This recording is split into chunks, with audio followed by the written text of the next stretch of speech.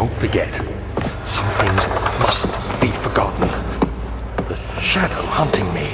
I must hurry. My name is Daniel. I live in London at Mayfair. What have I done? This is crazy. Don't forget. Don't forget. I must stop him. Focus. My name is... I am Daniel.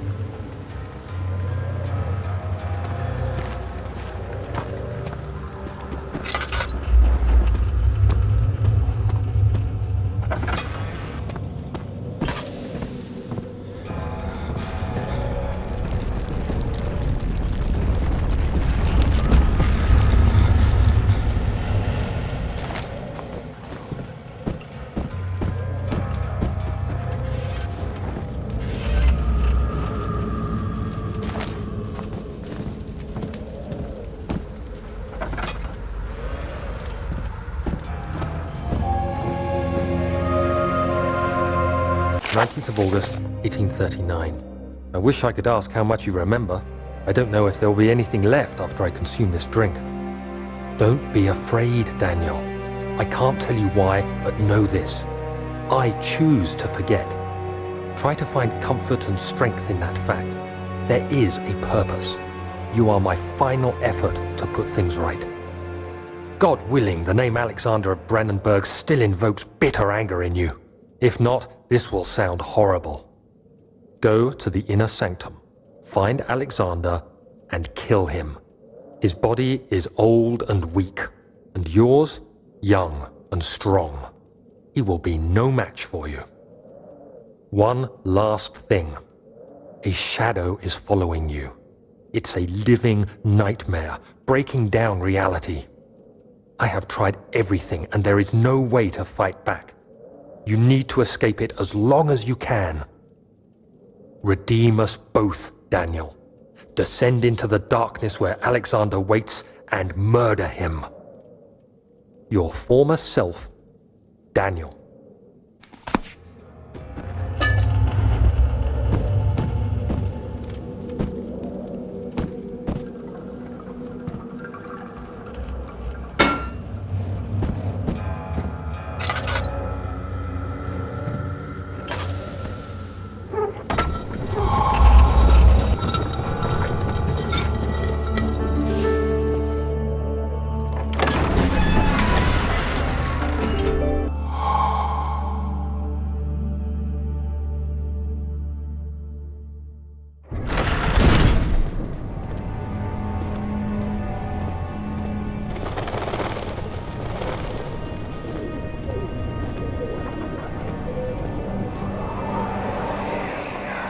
Alexander, is it inside the castle? In a manner of speaking. Come, bring the lamp. You've been to the refinery, have you not? I don't believe I have. Is it connected to the... what did you call it? The inner sanctum. My most precious chamber, Daniel. And it lies well beyond the refinery. In fact, it lies beneath the very stone of Brandenburg.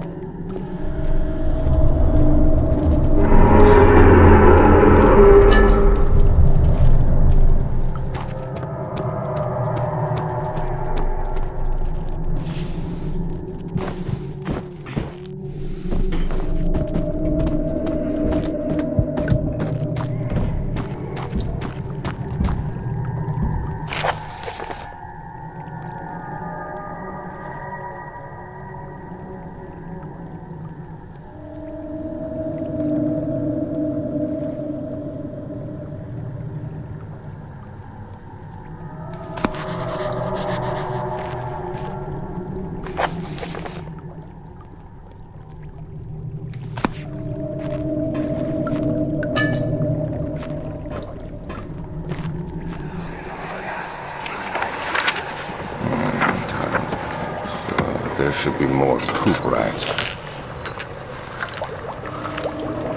Let me see. And one part aqua force.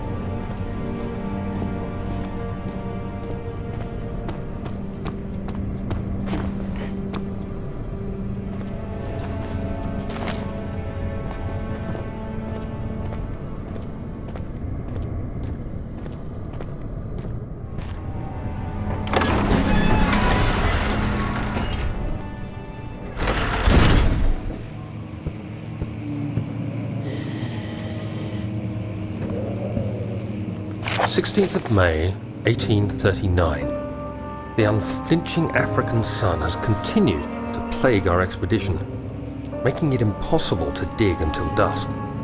How Professor Herbert managed to find the location in these vast plains of nothingness remains a mystery to me. When I asked him about the tomb again, he told me about the legend of Tin Hanan, the mother of us all. An interesting story in its own right, but I can't help feeling there's more.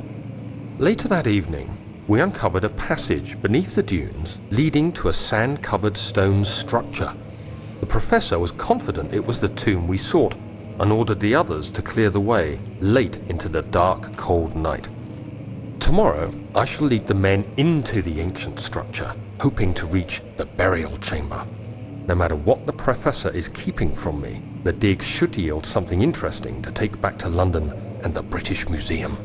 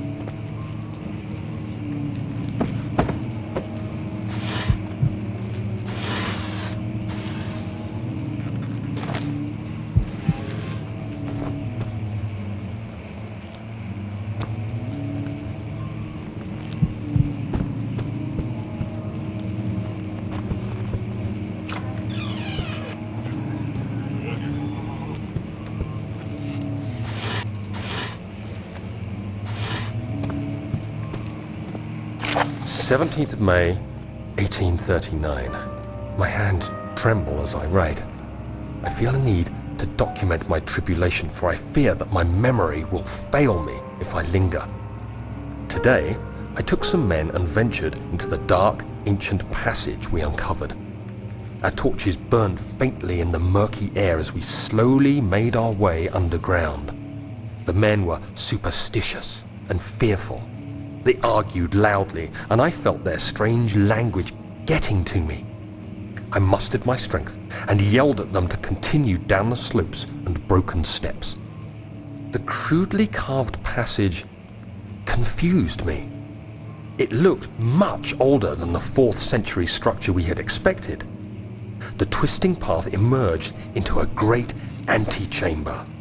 The walls were lined with statues unlike any I'd ever seen.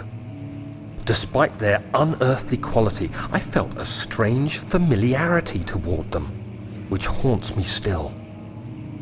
At the far end of the chamber, a great slab of stone sealed off whatever lay ahead. I gave the order to raise it, and as I pushed through the narrow space, the heavy stone suddenly dropped, sealing me inside. I was trapped.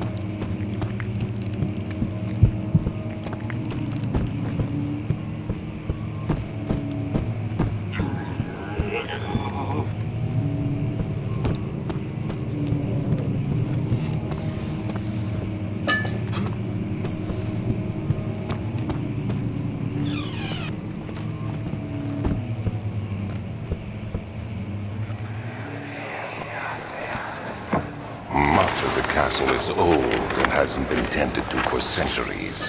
When the shadow arrives, it won't take long until things start falling apart. We're just buying time anyway. Let's do what we can. There isn't much to be done about the wars. We should reinforce weak structures. The ground will tremble and there's a risk everything will cave in on us, especially downstairs. Here, and there. Let's get the servants working on it.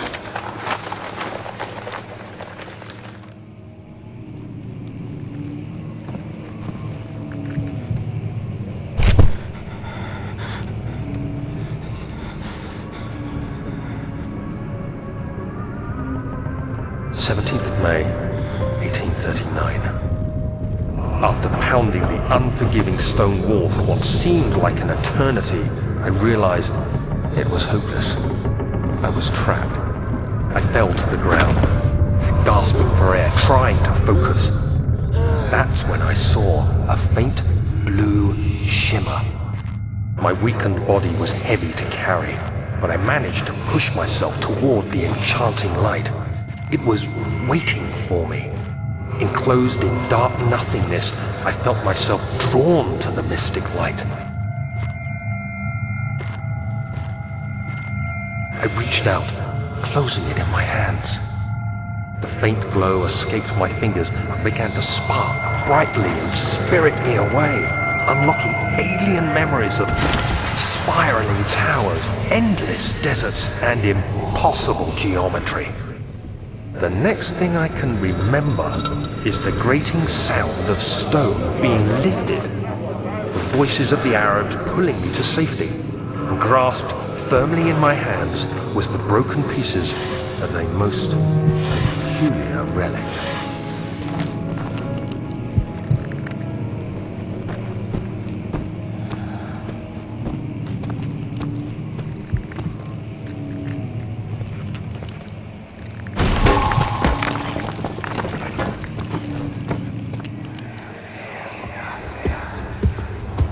You have to be swift when you activate the first one. You hear that? If it stops, you'll have to start over. Isn't all this a bit excessive? You can never be too careful, Daniel.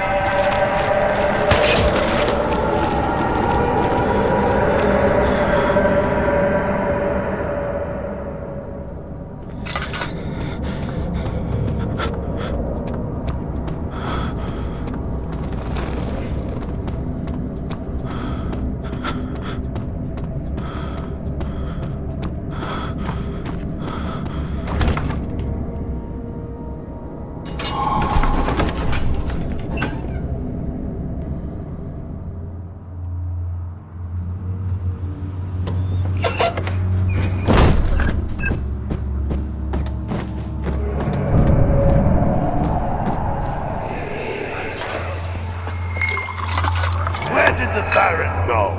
Who cares? He left us enough wine to last us a lifetime. Or at least until tomorrow.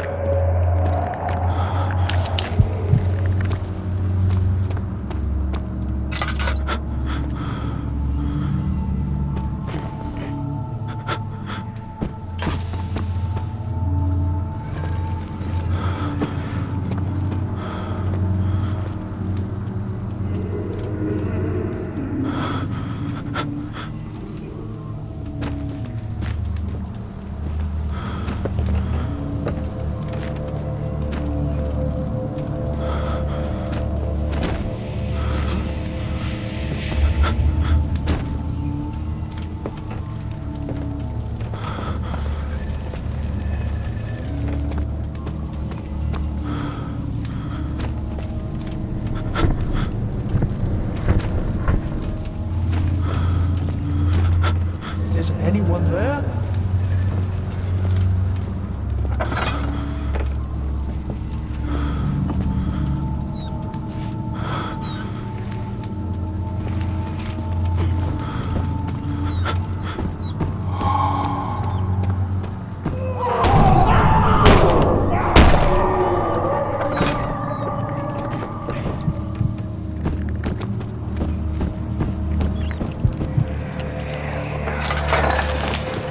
What's happening? Oh, it feels like my chest is going to burst. Oh.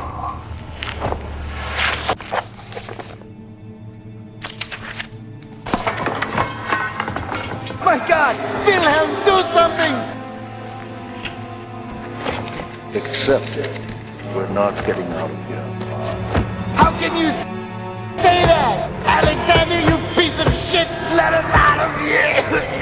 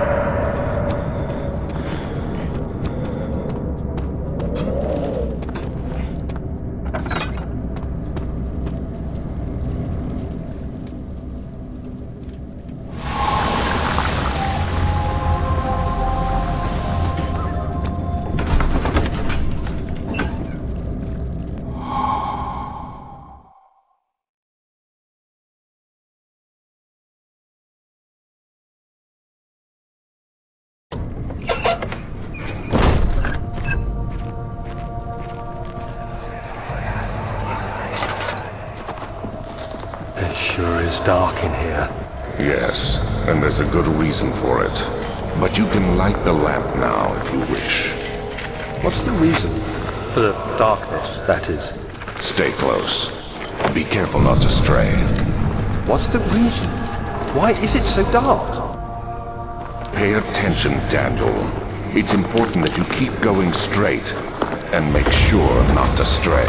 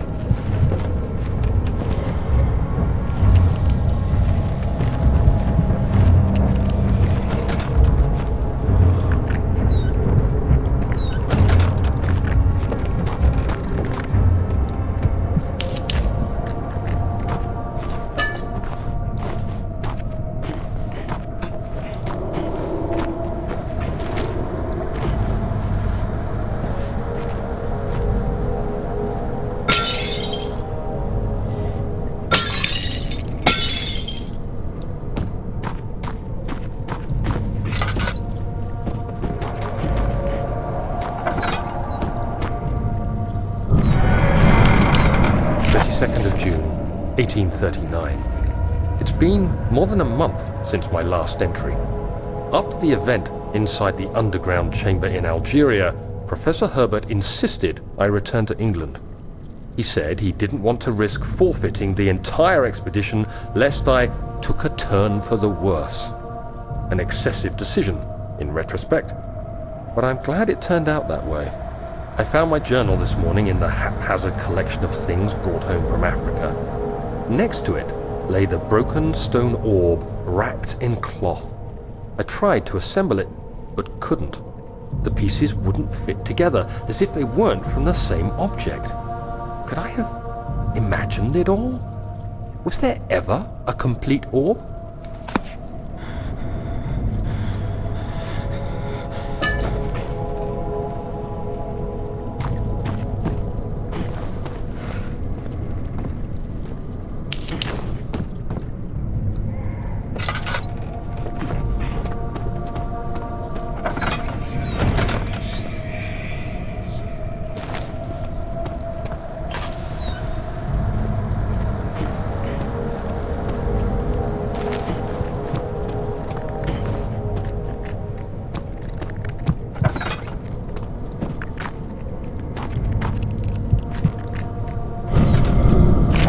June 1839. I feel the need to continue this journal, even though it was intended for my journey to Africa. This must be something very important. I just know it. I've taken it upon myself to piece the orb back together, but it's been more difficult than one might think. The pieces are behaving strangely.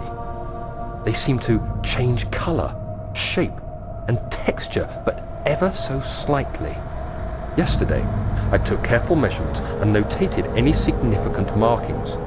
Today, I confirmed my suspicions. They were changing. I was terrified and rushed off to see the finest geologist in London, Sir William Smith. I approached the subject with care, and we discussed how rocks change form. He told me about the nature of glass, how it eventually collapses on itself, like ice slowly melting over the course of centuries. Smith eased my mind a bit, but I can't escape the feeling that these shards have otherworldly properties.